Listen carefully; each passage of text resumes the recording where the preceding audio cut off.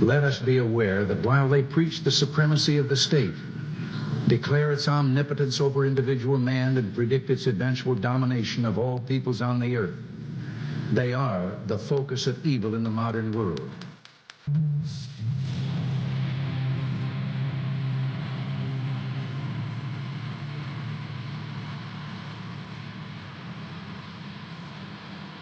Gentlemen, this is Democracy Manifest. America will find you, and we will bring you to justice. We came, we saw, he died. Ladies and gentlemen, we got him. Good morning, ladies and gentlemen. It is June 30th, 2023. It is a beautiful sunny day. Off in the distance, I almost make out the sweet, sweet side of a rainbow. I don't know if that's to signify the last day of Pride Month or if it's just gonna be raining later. I'm still confused about that. I'm climatologically confused. It's gonna be a lovely day today, I can tell. It's Friday. It's a sunny Friday leading into the weekend. I'm gonna head to the market in a bit, go do a little bit of grocery shopping, buy my veggies, my fruits, might even buy some chicken livers if the Turkish butchery is open already. But I have a problem, a very, very disturbing problem that I feel like many Americans probably woke up with. So a day or two ago, our boy, RFKjr, RFKLOLJK Jr., old Bobby Biceps, old Robert the Great, heir to the throne, Rob the Revenger, the man who was supposed to save America. He has disappointed a few people. He came out telling all the rednecks, telling all the southern folk that he was anti-vax. He was about to win the election. And then he goes on live TV. He goes on a town hall and decides to tell everybody that he supports gun control, that he is against the Supreme Court's decision to reverse affirmative action or to stand up against affirmative action. He had it in the bag. He had it in the goddamn bag. He was going to win. Everybody loved him. He was a lifelong Democrat, liberal as could be, supported gay marriage, was all about what was the pinnacle of what a politician should be, except for the voice. We don't talk about the voice. He did sound like Stephen Hawking with a cold, but he was the best. Sexy as fuck, in shape. He could stand his own at any gay club in New York City. But the rednecks loved him. He came out and he was like, yeah, we don't need vaccines. Fuck the vaccines. And everybody south of the Mason-Dixon was like, hell yeah, go brother. He was going to win it. And then he had to go on TV and say he doesn't support the Second Amendment and that he believes in nonsense, right? Racialized nonsense. And there we go. He's lost it. Now it's back. Now it's back to the top dogs. You know, it's back to Trump and Biden. And little did we know we were so close to fame. We were so close to stardom. And America might have been great again. The world might have respected us once more for having, a qualified statesman. A man with pure, political blood. A Kennedy. A goddamn Kennedy. The British have their Tudors, their Windsors. They have their royal family. The Saudis have the Saudis. There's all these ancient royal bloodlines roaming around the world, just making shit happen. America had the Kennedys. They were born and bred in America. Wow, I guess they started in Ireland, so nobody likes to talk about that. But we don't like to talk about that. The Irish don't like to talk about that either. But regardless, they were as American as you could be. The American ideal of what a dynastic family could be. And this was the last one. This was their last chance. I don't even know any other Kennedys. I think like Arnold Schwarzenegger has a couple Kennedy babies, but no, they've been bred into Germans, so I don't think anybody supports them to be president later on. But this was it. This was Bobby Jr. He was Bobby Big Time. That's what they used to call him. I don't know if they used to call him that. I used to call him. I didn't used to call him that. I call him that now. When I was a kid, I knew that now I would call him that. So Bobby Big Time, he was supposed to jump in the White House. He was supposed to be king of the country, leader of the land. But then he comes out and says all this stupid shit. And listen, I'm no stranger to the morals and philosophies of Redneck Nation. I'm born and bred in Tennessee. I'm a redneck myself, a reformed redneck. I have learned the error of my forefathers' ways on some things. We don't want to talk about the others, but I was going to support him. I've never voted in my life. I didn't find the need to vote. But when Bobby J came along, I was like, God damn, this is a man I need to support. But now he's out there talking that nonsense. And listen, the man could have just gone on TV for the next year, for the next 6 months, however long this charade will take place. He could have just gone on TV and, talked his nonsense about vaccines and the encroachment of the pharmaceutical industry, just crazy things like that. Things that make no sense whatsoever. He could have... I would have listened to him talk about how 5G gives you cancer. Fine, I don't know. I'm not a scientist, but I'll listen. I'll learn. I'll take your point of view into consideration. But when he gets up there and he starts talking about guns this and guns that, well, yeah, God damn it, you lost me. You didn't lose me, but you lost my people. There's a lot of people in the South that as soon as you say that, nope, game over. They were on board with the no vaccine ploy, but then you can't take the guns. They'd rather take a COVID shot down south than you take their guns. As simple as that. So you got to pick your battles. So RFK, if you're listening, I know you are because you're my biggest fan. You message me every day. If you're listening, reconsider your stances. Or at least keep your fucking mouth shut when you go on big channels like that, because you're ruining it for everybody. We don't need another Biden. We don't need another Trump. We need somebody with beautiful, formed triceps and just a washboard set of abs. We need somebody like that. And you're fucking it up. Okay? Now, moving on to the political controversy that has been going on.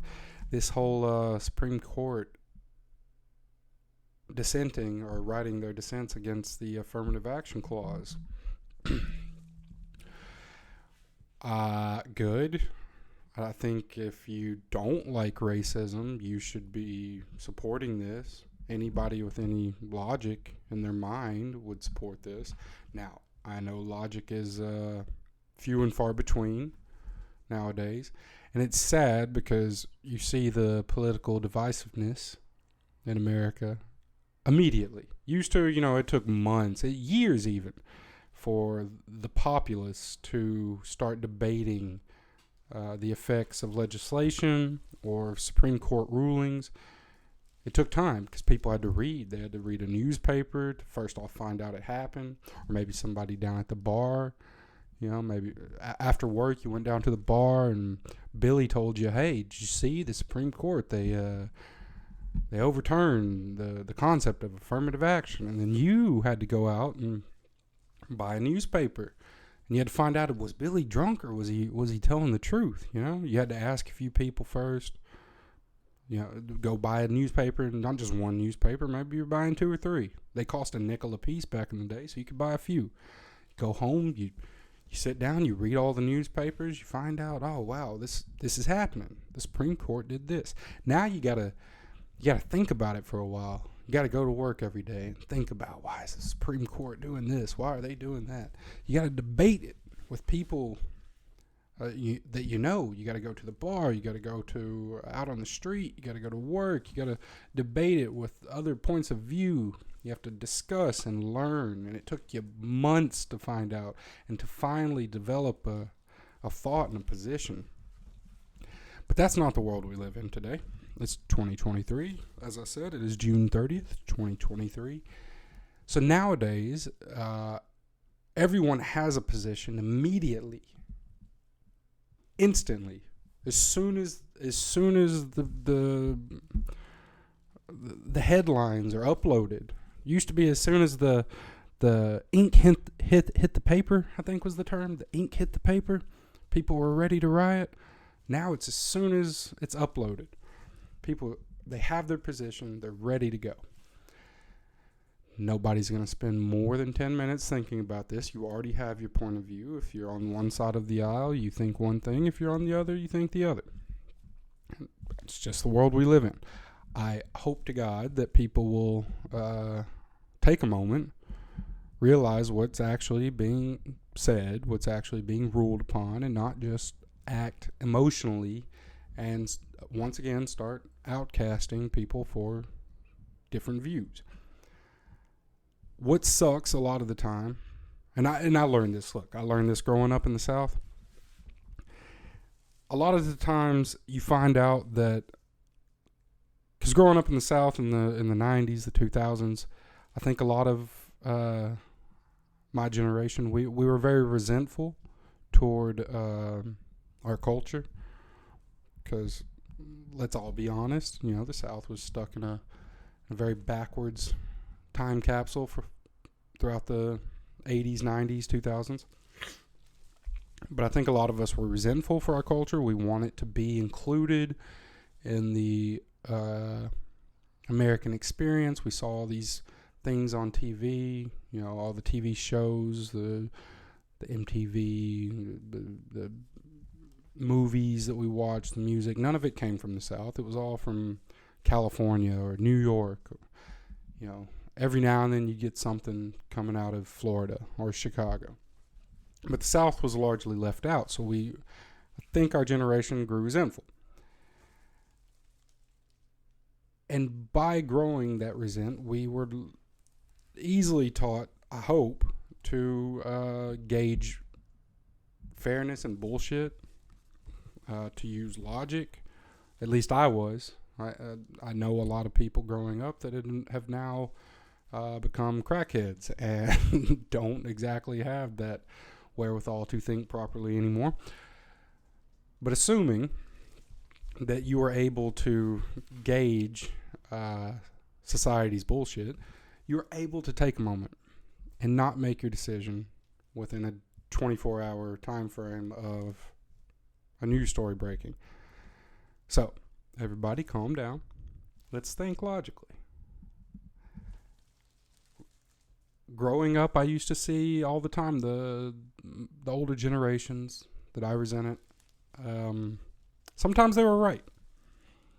I always wanted them to be wrong, but sometimes they were right. And most of the time, let's not mix words. Most of the time, when very southern redneck conservatives are right, they are right, but for the wrong reasons.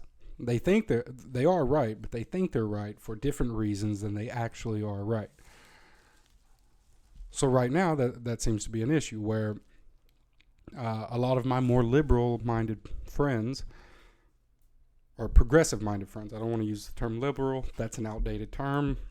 It's almost a racist slur at this point to call somebody a liberal because you're not. More of my progressive-minded friends, they like to conflate that when a conservative person, when a southern person is correct about something or when they support an idea, that automatically that must make it wrong. No. And right now is a good example of that. I think anybody with a brain can understand that racism is bad. Making any decision based on race is always going to be bad. Always. If you can be convinced otherwise, well, your brain's not working properly. But see, my more progressive-minded people in my life, they would like to take that as, well, that idea is being supported by the people that I disagree with, so it cannot be right. And they're correct. It is being supported by the people they disagree with, and those people are most of the time dumb and not right in a lot of other things. But in this instance, they're supporting the right thing just for the wrong ideas. And that's where we need to create a balance. These are moments of weakness, okay, in the political sphere of America. If you are a very politically minded individual and you just want to make change in the world, the moment that you see your adversary, someone you don't agree with, the moment that you see that they are doing something correct, but for the wrong reason, let them keep doing that correct thing. Because as long as they're improving, even if for the wrong reason, it's still improvement. And this goes doubly for conservative-minded individuals with the left. As long as you see that they're improving their behavior, their thought, let them. Even if they think that they're doing it for a completely different reason than you think needs to be done, let them continue. And if both sides of our political spectrum can realize this and use it against one another, it's like playing a chess against. It's the same analogy of playing chess against a better opponent. You will become a better player. Just as long as your opponent is developing and becoming better by trying to disagree with you, allow them, because it only advances both sides. And if both sides advance, we as a people, we as a nation will advance. But you have to take emotion out of that, and you can't get overwhelmed, you can't get angry. And that seems to be an issue with this specifically, because I didn't even think about this. I wasn't even worried about this being a problem, because to be fair, I'm not Asian, I'm not black, and I think that's pretty much like the two main races in America that are being drug into this political circus, this whole affirmative action bullshit. You know, it's black people on one side saying that, well, they need affirmative action. Then it's, I guess, Asians on the other side arguing that it's negatively affecting them. To be honest, I don't care. I personally think everybody is the same. Everybody should get the same shot. Don't care what color you are. Don't care who you are. Doesn't matter. Everybody gets the same shot, which is why I think affirmative action is bullshit. Because, listen, if we're doing affirmative action in college, for universities, I want affirmative action in sports. You know, I want to dunk. I can't. But maybe if we lower my rim to like 7 feet, look, I'm 6'4". Maybe if we lower my rim to 7 feet, I can dunk, and then, you know, we're equal. That's stupid. That's stupid, right? You know, the rim's at 10 foot. Keep the rim at 10 feet. And whoever can dunk gets the paycheck. As simple as it is. I don't think anybody thinks that's not correct. But let's move that on to all aspects. Let's create a high bar for everyone to achieve. Everybody. And if you can't achieve it, you can't achieve it. Simple as that. You can blame it on whatever you want. You can blame it on your height. You can blame it on your social condition. You can blame it on your race. You can blame it on your economic disparity, your single parent childhood. It doesn't matter. Every single person can always find something to blame distress on. But if America will continue to be great, then we need to set high bars for every aspect of our society. high bars. I'm talking the highest of the high, the highest in the land. Okay? And if you cannot achieve those bars, if you cannot achieve that level, then I don't know. Shut the fuck up. Quit bitching. It's as simple as that. Everybody should have the same chance to succeed. And everybody should, I think, have the same abilities. We're not. People like to imagine America as some sort of third world caste system country, but we're not. And the problem with this is that most Americans, 99% of them, have not been to any other places to compare their ideas of what inequality are. So they just think that what they see around them is inequality. It's fucking not. If you've been to a country, a land, a place where inequality truly exists, you'll change that tune quickly. But I guess that's inequality in itself, that Americans are not able to travel around and see the world and develop a more broad idea of what humanity can be. And this is just another example of the longer I'm away from America, the more I miss it. God damn it, I miss it. We do great things, we do horrible things, but overall, I think we've figured out the best balance. And when you have a pot as big as America, and you're throwing in so many different ingredients, as long as it comes out tasting all right, I mean, you just gotta enjoy it and eat it up. Simple as that. Thank you. Please, if you enjoy any of this, like and subscribe to the channel. Do it on YouTube, Spotify, Rumble, all that. I'm just starting out, so I need all the social assistance I can get. See? That's very progressive of me. Thank you very much. Goodbye.